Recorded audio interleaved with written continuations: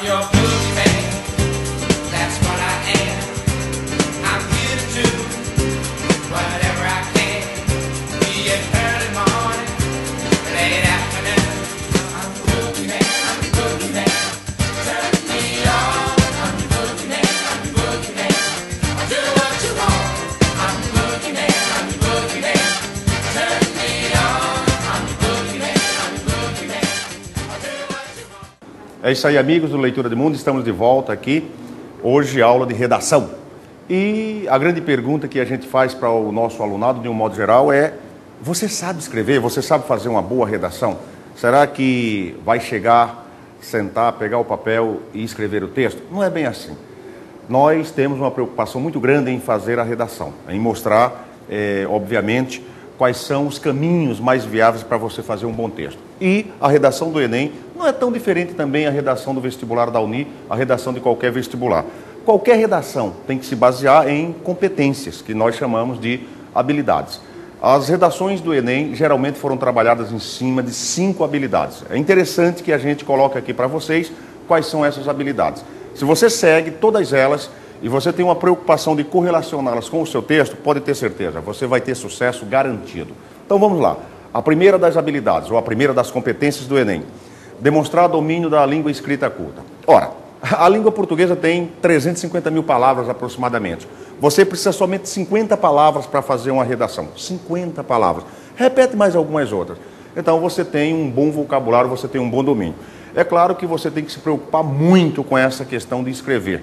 Se eu não sei escrever uma determinada palavra, eu tenho que buscar o quê? Um sinônimo para ela. Por quê? Facilita bastante isso daí.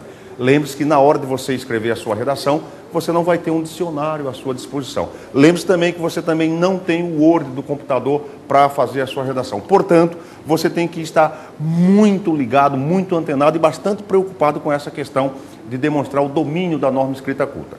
A segunda das competências do Enem, ela é um pouco mais abrangente. Nós gostamos de dizer que é a mais importante. Por quê? Porque é uma competência que abrange 3 direcionamentos diferentes.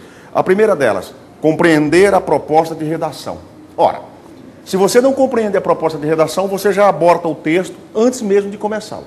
É muito importante que você leia os textos de apoio e que você observe se não há nenhuma pegadinha lá. A gente costuma chamar de casca de banana colocada na porta. Por quê? Você vai começar a sua redação, não entendeu a proposta, escorregou na casca de banana, o texto já está perdido. Uma aluna me perguntou: professor, se eu não entender a proposta de redação, o que é que eu faço? E eu disse: chore, porque você não vai fazer um bom texto com toda certeza. Ainda dentro dessa competência nós temos aplicar conceito das várias áreas do conhecimento para desenvolver um tema. Eu costumo dizer para os meus alunos que fazer uma redação, fazer um bom texto, não é somente dominar técnicas de redação e gramática normativa. Fazer uma boa redação é, acima de tudo, você colocar conhecimentos da matemática, sim, da matemática, da biologia, da física, da química, da geografia, da história, da atualidades, por que não da política? Ou seja, busque em todas as áreas do conhecimento conceitos importantes para você colocar dentro do seu texto. E ainda dentro dessa competência nós temos respeitar os limites estruturais do texto dissertativo. Meus caros, eu costumo dizer para vocês, prestem bastante atenção. Eu vou fazer uma redação com 5 parágrafos aproximadamente. O primeiro, a introdução, o último, a conclusão. Os parágrafos mediais, obviamente, o desenvolvimento. Não dá para fugir daquela regrinha, não. Introdução, desenvolvimento, conclusão. É isso que vai ser observado dentro do seu texto. O que é que caracteriza, por exemplo, a apresentação do texto? Você vai colocar o tema para que o seu leitor, qualquer leitor, perceba que é efetivamente o assunto a ser tratado. No desenvolvimento, que é a parte mais importante do texto, você vai se posicionar. Você vai colocar sugestões, propostas, você vai colocar pontos positivos, pontos negativos. Você vai discutir o tema em sua total abrangência. E, finalmente, na conclusão, que é a parte final, obviamente, do texto, não precisa dizer, e para concluir, vamos concluir. Não há necessidade. O bom leitor sabe disso. O último parágrafo é aquele em que você vai concluir o seu texto. Ora, no último parágrafo, você pode começar de uma maneira bastante prosaica. Assim sendo, dessa forma, dessa maneira, coloca a vírgula e conclui o seu texto. É um problema social? Não se esqueçam, geralmente as provas do Enem trabalham em cima de problemas sociais. É um problema social? Dê uma sugestão. Mas coloque o pezinho no chão. Dê uma sugestão achando que essa sua sugestão pode efetivamente resolver ou amenizar o problema. Isso é muito importante.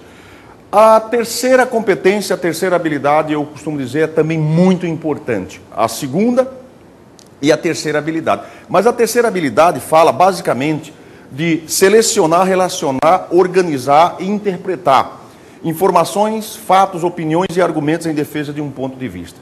E aqui eu faço um alerta muito importante para todos os meus alunos, para todos os telespectadores de um modo geral.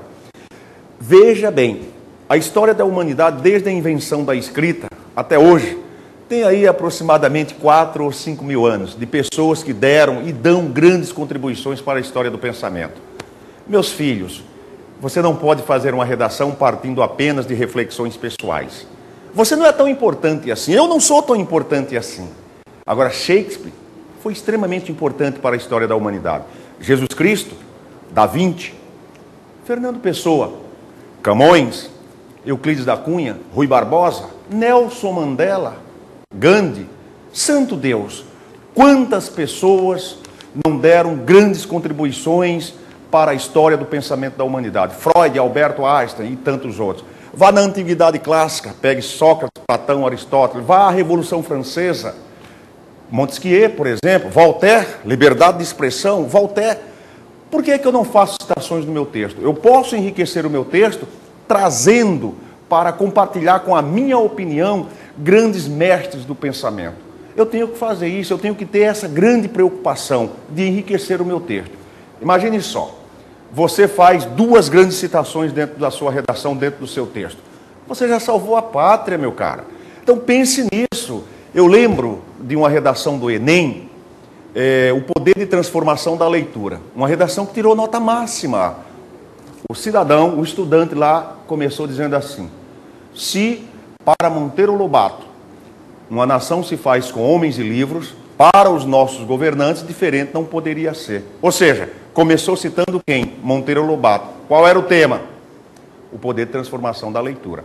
Então eu posso sim fazer com que o meu texto seja repleto de citações, seja repleto de depoimentos, de declarações, e trazer para compartilhar comigo todo o enorme cabedal do conhecimento moderno e do conhecimento clássico também. Por isso que é extremamente importante.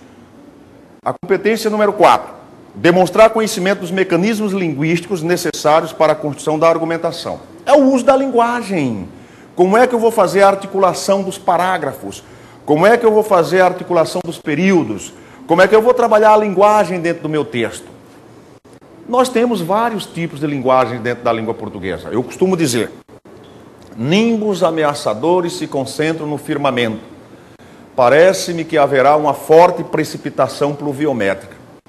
É uma linguagem rebuscada. Eu posso trabalhar isso no meu texto? Não seria melhor eu dizer assim: parece-me que vai chover? Uma linguagem mais usual, mais adequada? Eu também não posso baixar o nível, né?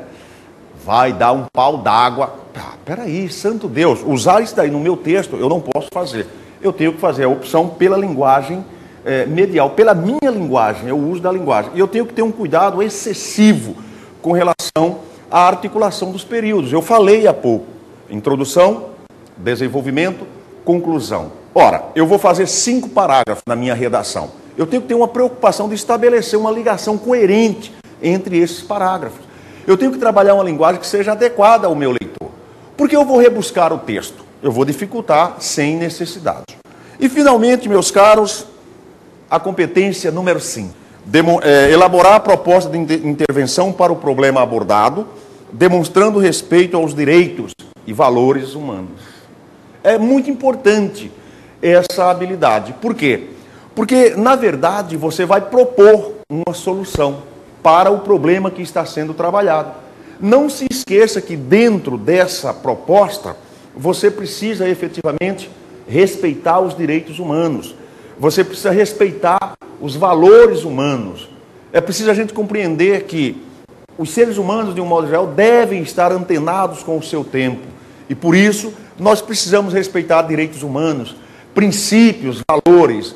Nós não podemos defender a pena de morte pura e simplesmente no nosso texto. Por quê? A própria Constituição do país não faz isso.